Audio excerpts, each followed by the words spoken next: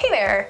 I am so very excited to share with you some of the behind the scenes in creating my illustrated novel, Naya and the Fox Dragon.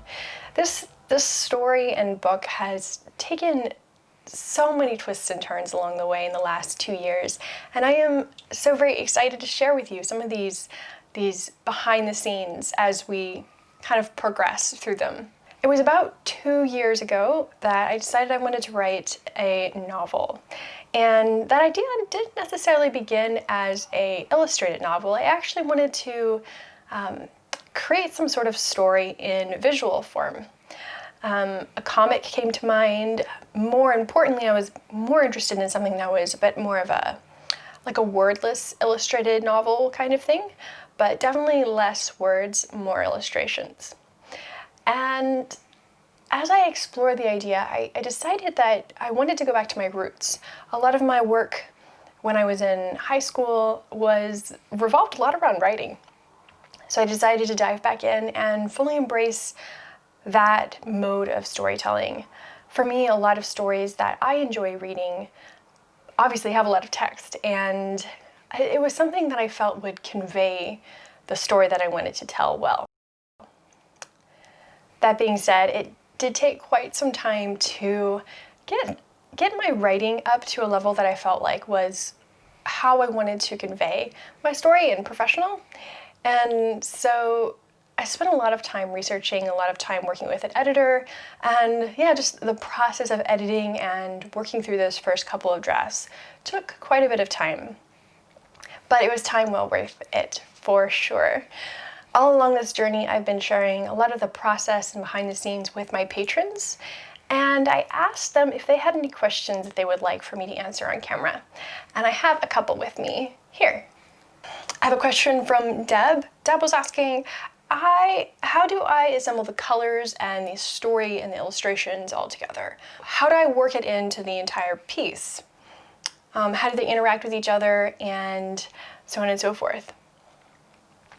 I love this question. I actually spent a lot of time thinking specifically about colors when I was laying out the book.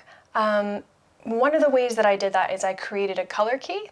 This is something that is typically done in film and animation. I don't have a background in that, but I did use something that they used to kind of create a bit of a mood and a color story throughout the illustrations in the book. What I did was I created a thumbnail sheet, and all of those thumbnails had different colors added to them. It was only just to kind of show the mood of the book as it went throughout. Different color themes I used for different moods in the book. Some of the moods go from a warm color, which is kind of soft and welcoming and inviting, that goes into a more cooler sort of purple, which feels a little bit menacing and uninviting. And then it progresses into some more pinks and light-hearted greens, but then those greens descend into something a little bit more menacing with a lot more blues in them and darker purples as well. I really enjoyed thinking about the colors in this aspect because for me in my work, a lot of the emotion comes in through the colors.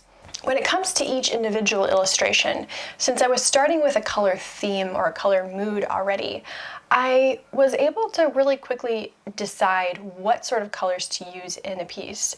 Often I'll start with a basic gradient. This gives me an idea of where the lighting is coming from, or at least where the eye is meant to go. From there, I'll start using reference to kind of compile a really rough sketch.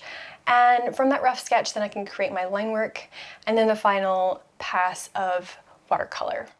Mark had a really good question. He asked to hear a little bit more about the process in my mind of the writing aspect of the story and pairing it with illustrations. And of course, I will avoid spoilers.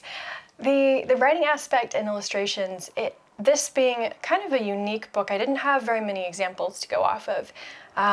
Really just involved me reverse engineering and creating my own process. I didn't really dive into any of the illustrations until most of the writing was done, mainly because I didn't want to have to redo work, and just knowing that I was going to be including a piece on a page, it was important for me to understand where it might sit on the page.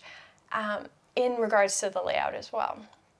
Right now I've been working on fulfilling my Kickstarter, which is what I use to fund the printing of this book. It's been an eye-opening and incredibly amazing experience to work through an idea on paper, or really on note cards, and see it through to the finish, where it's an actual finished book, something that I can hold in my hands. I thought it'd be really fun to share with you some of my favorite illustrations in this book. And of course, there are a lot of favorites, but I think probably one of my favorite ones is actually the cover. The cover had several different iterations.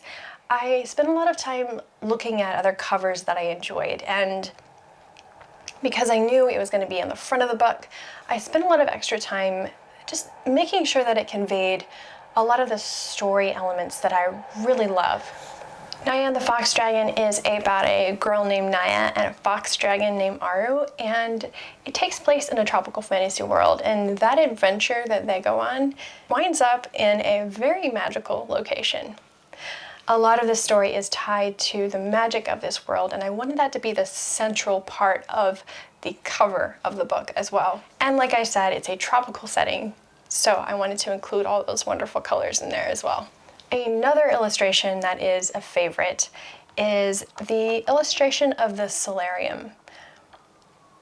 Now, this is an illustration that just kind of shows the room.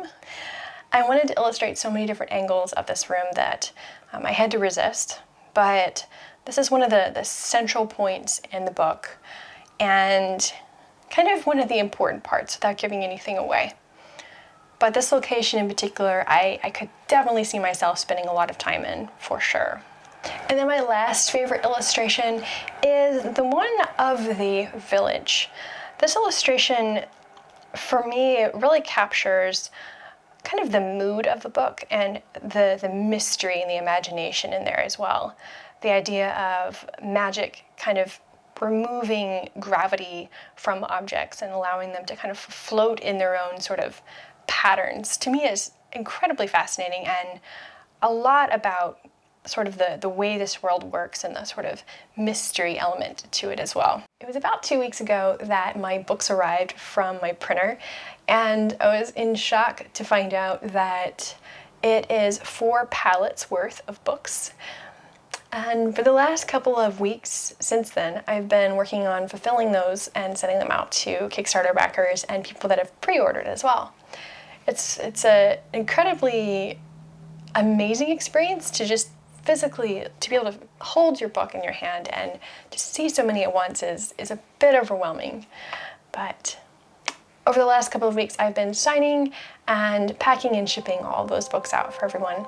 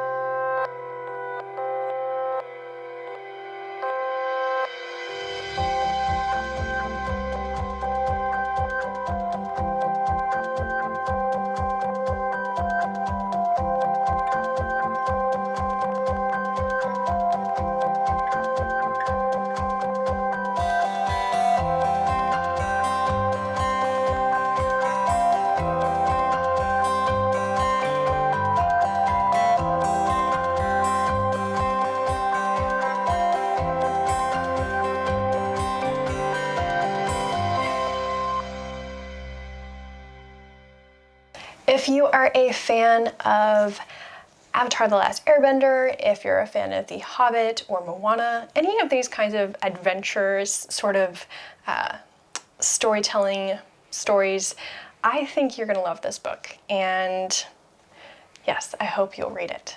Thank you so very much for joining me on this little behind the scenes journey. I really hope to see you in the next video. If you haven't already, don't forget to like and subscribe. That helps me so very much, and I really appreciate it. Patreon patrons, I thank you so very much for submitting some questions. I really love having shared this journey with you, and I cannot wait to start on book 2 soon. Thank you so much. I'll see you in the next video.